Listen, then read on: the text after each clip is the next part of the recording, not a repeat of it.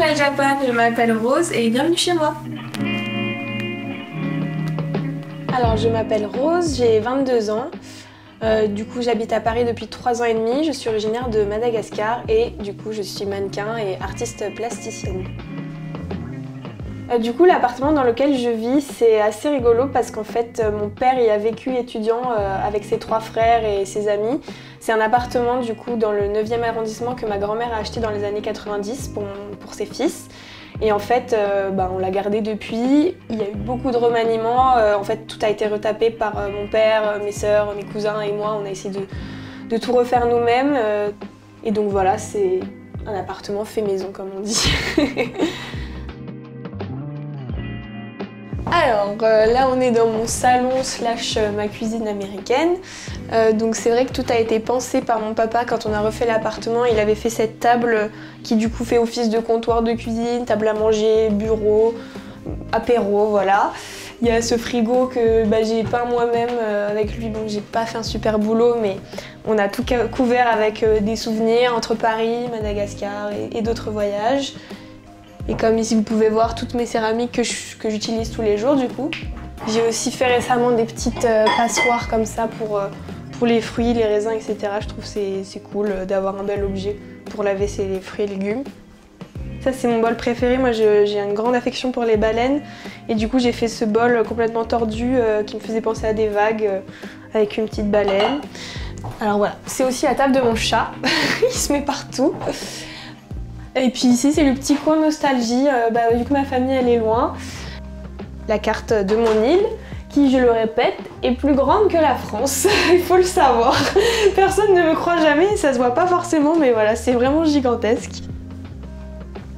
Alors je suis née en France, mais en fait je suis vraiment née et ensuite je suis rentrée à Madagascar avec mes parents et j'ai grandi là-bas jusqu'à mes 18 ans, jusqu'au bac. Je suis très tournée vers l'artisanat et là-bas il y a un vrai héritage artisanal. Donc je pense que oui, ma sensibilité à ce domaine vient de là. C'est que depuis que je suis petite là-bas, j'ai vu les gens avoir beaucoup de savoir-faire. C'est vrai qu'il y a aussi, j'ai eu une enfance, je le dis souvent, mais j'ai eu la chance d'avoir un papa qui me laissait vraiment tout faire à la maison. Il m'aidait à explorer toutes mes petites idées. Ça partait de créer une cabane à faire une maison de Barbie, quoi. Donc je pense que c'est mon côté manuel, il vient vraiment de mon enfance là-bas où j'ai été très libre de faire beaucoup de choses. Et après, en dehors de ça, peut-être il y a le côté très inspiré par la nature, très organique, vu que j'ai grandi aussi vraiment dans la nature. Et donc je pense que ça aussi, ça se ressent dans ce que je fais, c'est sûr. Ensuite, comme vous pouvez le voir, on continue de voir un peu mes céramiques un peu partout. Il y a notamment ce vase, qui est un de mes vases préférés que j'ai fini par me tatouer. C'est un des premiers motifs que j'ai commencé à créer et je l'aime beaucoup. Et puis il y a là, comme je vous ai dit, les tokens que je ramène. Tout ça, ça vient de Madagascar par exemple. Ça vient d'un sculpteur du sud du pays. Je trouve que c'est hyper apaisant comme objet. Donc voilà, je les dispose un petit peu partout. Et ensuite, si on va un peu dans le coin nuit, donc il y a mon chat toujours. Moi je suis très peluche, voilà. Je trouve que c'est un objet réconfortant. Même cette poubelle que j'ai décidé, j'en avais marre d'avoir une poubelle moche. Du coup je me suis fait une poubelle. C'est ma chambre dressing quoi. Donc il y a mes vêtements qui se fondent à la décoration ici. Donc comme je vous ai dit, moi je marche au coup de cœur. Donc voilà, c'est cette veste dorée quoi que j'adore, que j'ai trouvée dans un marché à Madagascar et je la trouve exceptionnelle. Pour moi, s'habiller, c'est aussi une expression de soi, hein. Ça je pense que tout le monde est d'accord là-dessus. Je me définirais pas dans un courant de style particulier, moi c'est vraiment ça va au coup de cœur pour des pièces ou pour des histoires de marque. Alors moi oui, je suis plus de l'équipe des personnes qui vont chiner. Après évidemment il y a des marques que j'admire beaucoup mais que je consomme pas forcément finalement. Mais sinon moi en termes d'habillage, ça se passera en fripe ou sur Vinted ou d'ailleurs à Madagascar où il y a beaucoup de zones franches, je vais chiner là-bas des pièces ou comme je vous ai dit, des pièces faites à la main, voilà. J'avoue des fois j'essaie de m'en faire moi-même mais c'est pas forcément concluant. Voilà. Donc voilà, c'est un peu mes petites inspi, des photos, etc. Puis mon bureau, ça va, il est pas trop en bazar, mais Là par exemple c'est un montage que j'ai fait d'un de mes vases qui se retrouve dans la revue AD. Là on a ma grand-mère, c'était la première fois en fait que je participais aux élections françaises. Donc j'ai reçu les feuilles et j'ai fait un montage en fait de ma grand-mère qui dit tomate confite pour tous les Français. Je trouve ça un super slogan.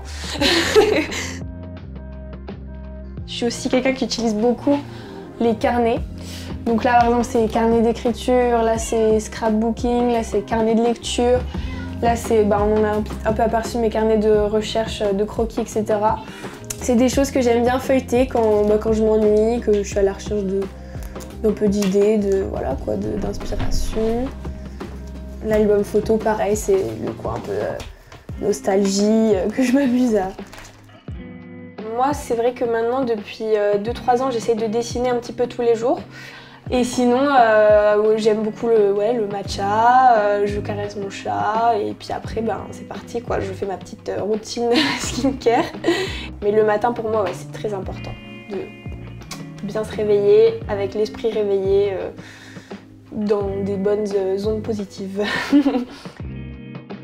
J'utilise souvent un savon dur pour le corps comme pour le visage, complètement naturel. Ça c'est une marque locale malgache du coup. Et moi mon hydratation ça a toujours été des huiles parce que du psoriasis, j'ai une peau atopique. Du coup les produits etc. avec des parfums j'évite, j'ai toujours fait avec des huiles. Là en l'occurrence c'est une huile de calophyllum. Donc pareil qui vient de Madagascar et qui marche pour les cheveux, le visage, le corps. Donc pour moi c'est totalement efficace. Et aussi toujours une eau de rose, un hydrolat pour se réveiller le matin. Et là du coup depuis que je suis en France, j'ai toujours une crème de nuit. J'aime beaucoup cette marque, elle est pas chère, très simple. Enfin voilà, moi je vais vraiment à la simplicité à cause de mes problèmes de peau et même je trouve que on n'a pas besoin de 1000 parfums etc. Donc voilà, j'utilise ça. Et depuis peu aussi parce que du coup en hiver j'ai mon teint qui est vachement blafard et ça m'énerve beaucoup. Et donc ça c'est une espèce de crème teintée de chez Embryolisse qui permet de teinter un petit peu la peau. Et voilà. Et je me maquille pas donc j'ai pas plus à dire.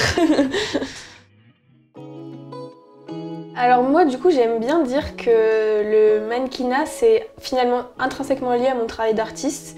C'est-à-dire que sans le travail de mannequinat, je pourrais pas avoir la liberté d'être artiste, je pense, parce que en fait avec le mannequinat on a un emploi du temps assez libre, ou pas, mais c'est par période. Une fois que j'en vende à des gens avec qui j'ai travaillé, ou là oui notamment je suis exposée dans une boutique pour une marque avec laquelle j'avais travaillé. Et alors pour l'instant ça m'est jamais arrivé de shooter vraiment avec mes céramiques plus la marque, mais moi je tends totalement à faire juxtaposer ces deux facettes de ma personnalité. Je trouve en plus c'est ça qui fait mon profil de mannequin, c'est ça que je vais venir ajouter je pense avec mon profil d'artiste. Moi j'essaye de faire ou des vases sculpturaux, donc vraiment uniques, qui vont être produits qu'une seule fois, qui ont pour vocation d'être purement décoratifs. Bon voilà, on peut mettre des fleurs, mais du coup des vases sculpturaux. Et en fait au niveau de la partie vaisselle, on va dire de la céramique, c'est pareil, je produis rien à la chaîne, je vais avoir quelques idées que je vais faire 3-4 fois, mais en fait sinon le but c'est vraiment pas de produire à la chaîne et d'avoir 30 fois le même objet. C'est vraiment beaucoup plus artistique et c'est une exploration à chaque fois de forme, de technique, au niveau du tour, de couleurs et du coup aussi en fait mes motifs qui viennent orner du coup ces formes-là que j'essaye de créer et de rendre le plus originaux possible. En fait, c'était un cadeau d'anniversaire de mes copines. Je suis un espèce de cours chez une céramiste. Et moi j'ai beaucoup pratiqué, j'ai regardé des vidéos et aussi quand j'étais dans un atelier partagé j'avais des conseils d'autres céramistes quoi. Mais en fait ça se fait vraiment en pratiquant je trouve, apprendre à centrer et tout ça. C'est un truc de sensation quoi. Donc oui je peux dire que c'est un peu autodidacte finalement. Voilà, en fait c'est toujours comme ça, c'est que j'ai aucune idée de ce que je suis en train de tourner, je me laisse aller.